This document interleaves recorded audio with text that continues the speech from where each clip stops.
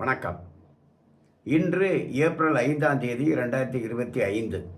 பிரதமர் நரேந்திர மோடி அவர்கள் இலங்கையிலே இருக்கிறார்கள். நேற்று இரவு இலங்கைக்கு சென்று சேர்ந்தார்கள்.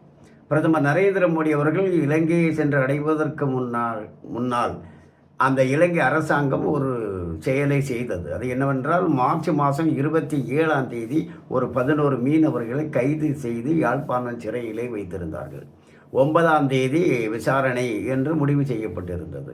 ஆனால் பிரதமர் நரேந்திர மோடி வருவதற்கு முன்னால் செய்து முடிக்க வேண்டும் என்பதற்காக அந்த விசாரணையை முன்கூட்டி நீதிமன்றத்திலே கேட்டு பெற்று விடுதலை வாங்கி தந்து அந்த 11 மீனவர்களையும் இந்திய அரசிடம் ஒப்படைத்து விட்டார்கள்.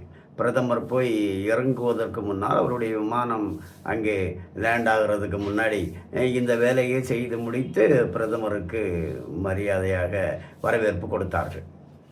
பிரதமர் நரேந்திர மோடி அவர்கள் இன்று நடந்த பேச்சுவார்த்தையிலே தமிழக மீனவர்கள் தொடர்ந்து கைது செய்யப்படுவது, பல லட்சக்கணக்கான விலைமதிப்புள்ள அந்த படகுகளை பறிமுதல் செய்து வைத்து கொள்வது, பின்பு நீதிமன்றத்தில் தீர்ப்பு வந்த பின்பு படகுகளை ஒப்படைப்பது, அப்படி ஒப்படைக்கும் போது படகுகள் பழுதாகி விடுகின்றன. அதை பழுது பார்க்க பெருந்தொகை செலவாகிறது. தமிழக மீனவர்கள் ஜீவாதாரம் கருதி தான் கடலுக்குள் வருகிறார்கள் என்கின்ற விஷயங்களை எல்லாம் எடுத்து சொல்லி, இம்மாதிரி இனிமேல் செய்ய வேண்டாம், மீனவர்களை கைது செய்யாதீர் என்று கோரிக்கை வைத்திருப்பதாக தெரிகிறது. அப்படி அரசு குறிப்பு சொல்லுகிறது. பிரதமர் நரேந்திர மோடி அவர்கள் மீனவர்களை தொடர்ந்து கைது செய்வதையும் படகுகளை பறிமுதல் செய்வதையும் நிறுத்த வேண்டும் என்று இலங்கை அரசை கேட்டுக்கொண்டிருக்கிறார்.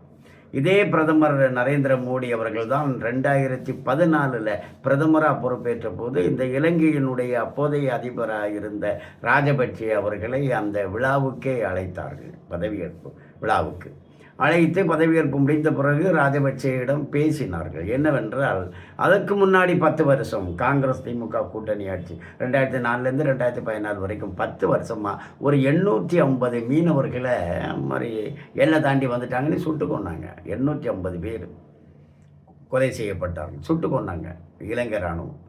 இம்மாதிரி இனிமேல் செய்யாதுங்க, செய்தால் அப்புறமா நாங்களும் அந்த மாதிரி நடவடிக்கை எடுக்க வேண்டிய வரும், அதனால் செய்யாதுங்க அப்படின்ட்டு பிரதமர் நரேந்திர மோடி அவர்கள் ராஜபக்சேயை எச்சரித்தார் என்பது தான் செய்தி.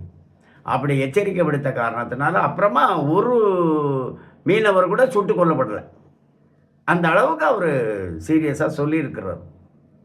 இப்போ பிரதமர் இதை சொல்லியிருக்கிறார், இந்த மீனவர்களை தொடர்ந்து கைது பண்ணுறது இதை நிறுத்துங்க, ஏன்னா அவங்களுடைய ஜீவாதாரத்துக்காக தான் அவங்க வர்றாங்க. இப்போது இந்த 1974க்கு முன்னாடி இதே பகுதியில் தான் மீன் பிடிச்சாங்க. அப்போ அது ஒன்றும் பிரச்சனையே இல்லை. அப்போ 74க்கு பிறகு தான் பிரச்சனை. அதுவும் 2 வருஷம் பிரச்சனை இல்லை. 74ல் கச்சத்தீவை திமுகவும் காங்கிரஸும் சேர்ந்து இலங்கைக்கு கொடுத்தது.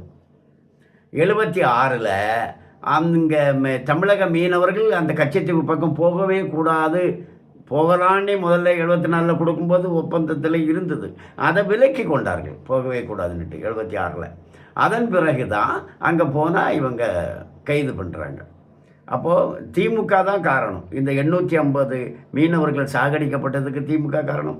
இப்போ வழக்கு போடுறாங்கல்ல, கைது பண்ணுறாங்க, இதுக்கும் திமுக தான் காரணம். ஆனால் திமுககாரங்க என்ன பண்ணுறாங்க, சட்டசபையில் தீர்மானம் போட்டு கச்சத்தீவை மீட்டு கொடுங்கன்னுக்கிட்டு பிரதமர் நரேந்திர மோடிக்கு கோரிக்கை வைக்கிறாங்க.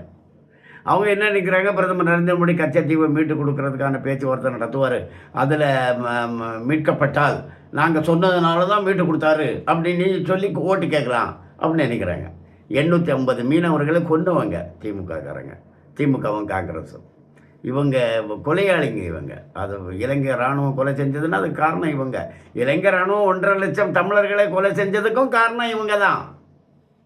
பிரபாகரனை கொலை செய்ததுக்கும் காரணம் இவங்க தானே. இவங்க ஆதரித்தார்கள் அல்லவா இலங்கையை.